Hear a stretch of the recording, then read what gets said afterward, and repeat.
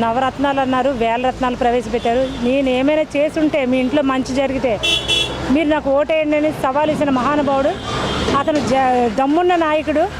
అలాంటి మహానుభావుడిని ఎవరు కూడా ప్రతి ఆడవాళ్ళ గుండెల్లో కూడా గూడు కట్టుకున్న మహానుభావుడు చంద్రబాబు నాయుడు. పసుపు కుంకాలు అన్నాడు, ఇంకేవో బాబు వస్తే జాబ్ ఇస్తానన్నాడు. ఇలాంటి బాబులు జాబులు ఏవి చెప్పినా సరే, ఎంతమంది దత్తపుత్రులు వచ్చినా సరే ఈ జగన్మోహన్ రెడ్డి గారి సముద్రానికి ఈ దాటికి తట్టుకోలేక పోవలసిందే. అతను మళ్ళీ ఏమంటున్నాడు, జగన్ గారిని తరిమి కొట్టాలని. జగన్ గారిని తరిమి కొట్టను కాదు, జనాల్ని బాబు గారే తరిమి కొడతారని ఈ మీడియా మిత్రుల ద్వారా తెలియజేస్తున్నాను. అలాగే గాజువాక నియోజకవర్గంలో భారీ మెజారిటీతో అమర్నాథ్ గారు, గుడివాడ అమర్నాథ్ గారు, అక్కడ ఎంపీగా బొత్స ఝాన్సీ గారు 50,000 మెజారిటీతో ఖచ్చితంగా మళ్ళీ గెలుపు తథ్యమని చెప్తున్నాం. 175కి 175 మళ్ళీ జగన్మోహన్ రెడ్డి గారే సీఎం అవుతారు. అలాగే 30 ఏళ్ళుగా కూడా జగన్మోహన్ రెడ్డి గారే సీఎం అవుతారు. ఇప్పుడు ఎంతమంది ఎన్ని చెప్పినా సరే అన్ని ఆడవాళ్ళ పేర్ల మీద ఆసరా అన్నారు, చేదోడు అన్నారు. అలాగే పిల్లల భవిష్యత్తు నాడు నేడు పిల్లలకి ఫీజు రింబర్స్మెంట్ కానీ అన్నీ కూడా పిల్లల పేరు మీద కానీ తల్లిదండ్రుల పేరు మీద అమ్మఒడి కానీ రైతు భరోసా కానీ అన్నీ కూడా జనాలకు పనికొచ్చే విధంగా ఆయన చేస్తుంటే అతని మీద కామెంట్లు చేయడం చంద్రబాబు నాయుడుకి ఎప్పుడు అలవాటైన విషయమే. ఇంకా అతను తట్టబుట్ట సర్దుకొని పక్కన కూర్చోవలసిందే. జనాల గుండెల్లో రాజశేఖర రెడ్డి గారు ఎలా అయితే నిలిచిపోయారో తండ్రికి తగ్గ తనయుడని మన జగన్మోహన్ రెడ్డి గారు నిరూపించారు.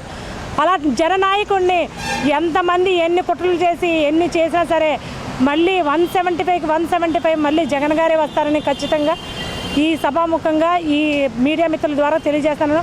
అలాగే గాజువాకలో ఈరోజు నామినేషన్లో ఈ ప్రభంజనం చూస్తే గెలుపు ఈరోజే అమర్ గారికి తథ్యమన్నట్టు చూపించారు. అలాగే నిన్న ఝాన్సమ్మ గారు కూడా ఆ నామినేషన్లో జన సముద్రం, ఆ జనప్రవాహాల్లో ఈ బాబులు చంద్రబాబు నాయుడు కొట్టుకొని పోవాల్సిందే.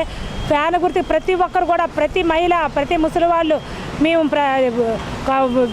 బయట ప్రచారం చూస్తే ప్రతి ముసలావుడు కూడా అమ్మ జగన్ గారికి ఎందుకు వేస్తావు అంటే, అమ్మ నా కొడుకమ్మ జగన్ గారిని జాగ్రత్తగా చూసుకో అనే విషయాలు అయితే బయట చాలా ఎక్కువగా ఉన్నాయి.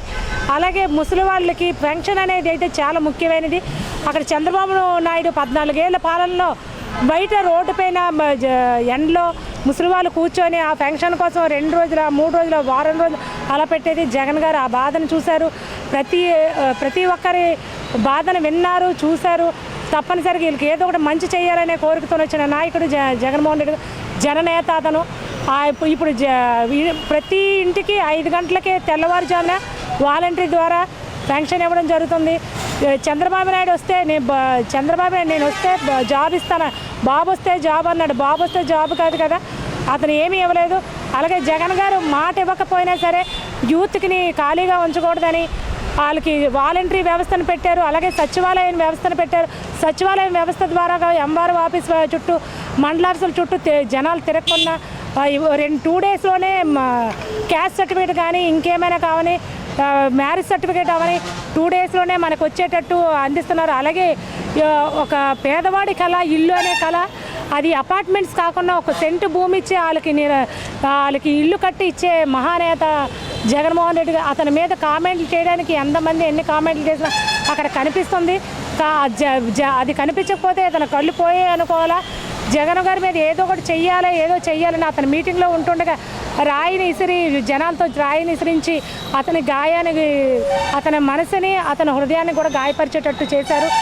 ఎన్ని చేసినా జగన్మోహన్ రెడ్డి గారు ప్రజల గుండెల్లో నిలిచిపోతారు. వాళ్ళ నాన్నగారు కాదు, జగన్ గారు కూడా ప్రజల గుండెల్లో నిలిచిపోతారు. ఆయన్ని ఎవరు కూడా ఆయన 100 మంది దత్తపుత్రులు పొత్తులు వచ్చినా సరే ఆయన్ని తట్టుకోవడం కష్టం. ఆయన సింహం సింగల్గానే వస్తుంది. ఖచ్చితంగా 175కి 175 మళ్ళీ 30 ఏళ్ళుగా జగన్ గారు సీఎంగా ఉంటారని ఈ మీడియా మిత్రులు తెలియజేసుకున్నాను. Thank you.